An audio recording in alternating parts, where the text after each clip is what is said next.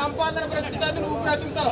నువ్వు ఎంత సంపాదించిన వేస్ట్, నీ ధర్మం బ్రతుకున్నంత వరకే నువ్వు బ్రతుకుతావు.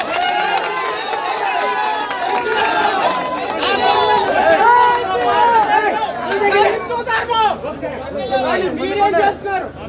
నేను ఒక ఇజ్రాయల్ అయ్యండి, నా ధర్మం కోసం వచ్చానే. మీరేం చేస్తున్నారు? మీరు ఎలా మొత్తునిద్రలో ఉన్నారనుకో, మన ధర్మం, మన పూజలు, మన పండుగలు ఉండవు.